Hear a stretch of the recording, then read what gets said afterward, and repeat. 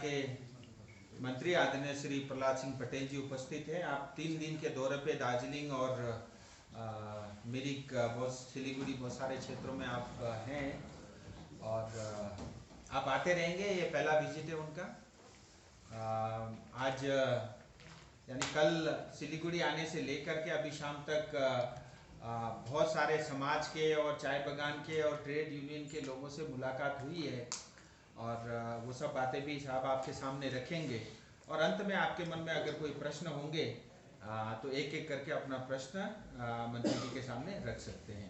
सो मैं निवेदन करूंगा मंत्री जी से।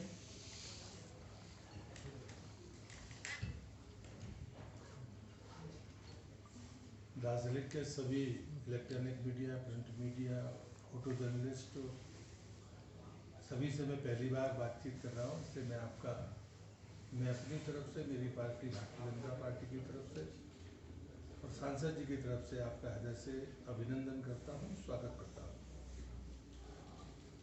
पार्टी की योजना के अनुसार मैं 3 दिवसीय दौरे पर हूँ। आज मेरा दूसरा दिन पूरा हुआ है। कल रास्ते में जिस प्रकार से हमारे एलाइज पार्टनर्स ने, उसमें एमएलएज, उनके ऑफिस बेरर्स और हमारे पार्टी के कार्यकर्ताओं ने जो उत्साह के साथ स्वागत किया, वो 2019 के लोकसभा चुनाव परिणामों से भी प्रसन्नता से ज़्यादा उत्साह के लिए मैं उन सब का हृदय से आभारी हूँ। आज दिन में मैंने पर्यटन के क्षेत्र से जुड़े हुए जो भी स्टेक होल्डर्स हैं, hotelier, tour and travellers, guides और सोशल एक्टिविस्ट के जो ऑर्गेनाइजेशंस हैं, जिसमें दार्जिलिंग इनिशिएटिव करके एक ऑर्गेनाइजेशन है, इन सब से बड़ी विस्तृत चर्चा की है। दूसरे सत्र में हमने जो कल्चरल एक्टिविटीज़ से जुड़े हुए लोग थे, ऑर्गेनाइजेशंस थे, बड़े पुराने ऑर्गेनाइजेशंस हैं, उन सब से मैंने बात की है, चाहे वो ड्रामा के हों, चाहे वो संगीत के हों, चाहे वो नृत्य के हों, चाहे वो हमारे लोकल फोक डांसर्स हों या गायक हों। फिर उसके बाद में हमारी पार्टी की गतिविधियाँ शुरू हुई। जो चाय बागान के हमारे टी वर्कर्स यूनियंस के लोग हैं, यूनाइटेड फोरम के तौर पर काम करते हैं, उनसे भी मेरी बातचीत हुई। इन सब से चर्चा के बाद में 2-3 बातें बड़ी साफ लगती हैं कि ये सब पहले समय से हम लोग सुनते रहे कि बंगाल में कानून का राज नहीं है।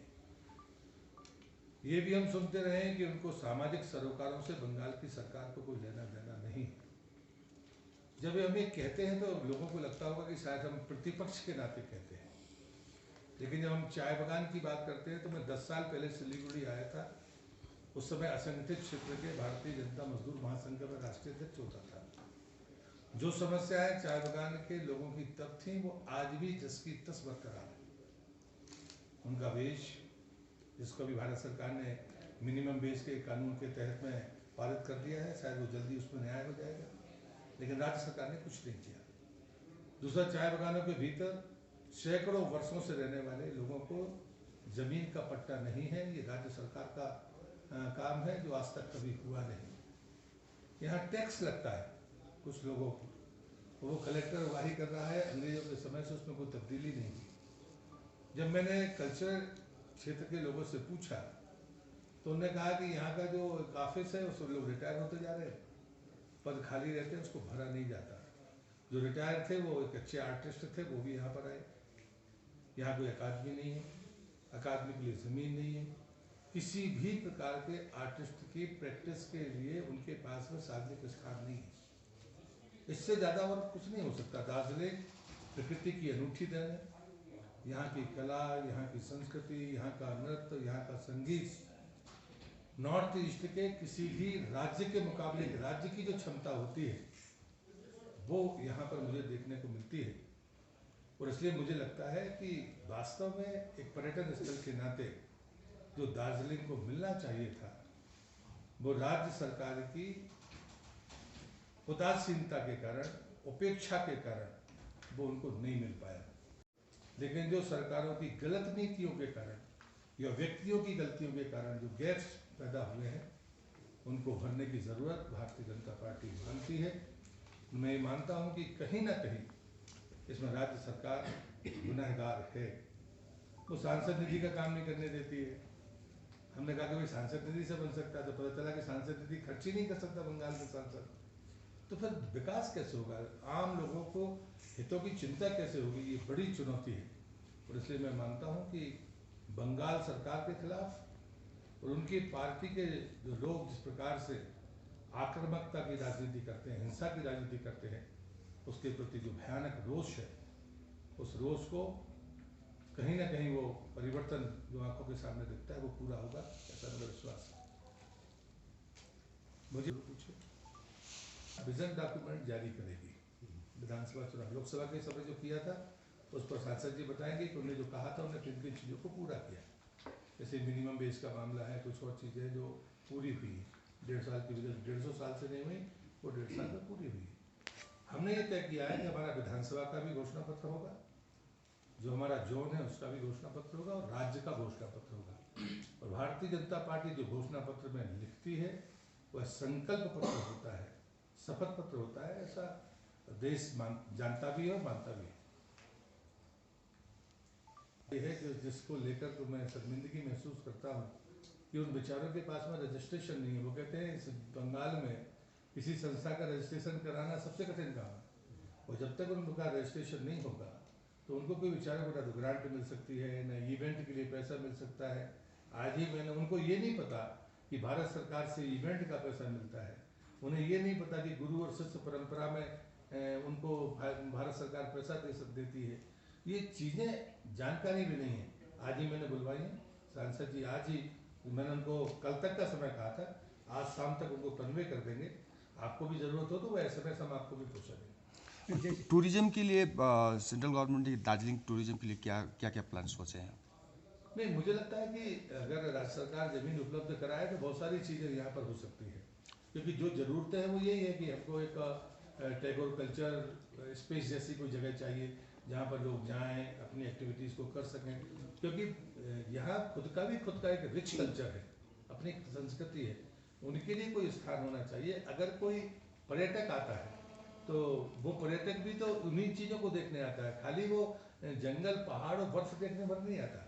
जब भी कोई पर्यटक आए, चाहे वो देशी हो चाहे विदेशी हो, वो यहाँ की कल्चर को भी देखना चाहता है। शाम को कोई आयोजन हो रहा हो साल में, तो कल्चर जो भी पर्यटक होगा वो पैसा देकर उसको देखेगा। ऐसी कोई व्यवस्था दार्जिलिंग की धरती पर है नहीं, और इसलिए मुझे लगता है कि मैंने आपको पहले भी कहा कि हम इसको घोषणा पत्र का अपना मुद्दा बनाएंगे कि जब भाजपा की सरकार बंगाल में आएगी तो हम इन कामों को पूरा करेंगे। आप लोग कितना आशावादी है कि इस बार भाजपा सरकार बंगाल में आएगी?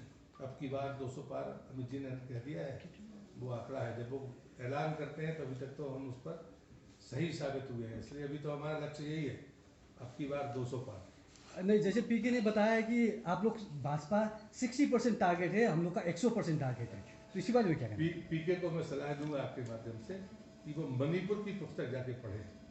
वहाँ भारतीय जनता पार्टी का 2% वोट था और वहाँ हमने सरकार बना ली। पीके ने मणिपुर का भी ना इतिहास पढ़ा है और ना रिजल्ट को देखा होगा, तो शायद पीके को गलतफहमी होगी, जल्दी ठीक हो जाएगी।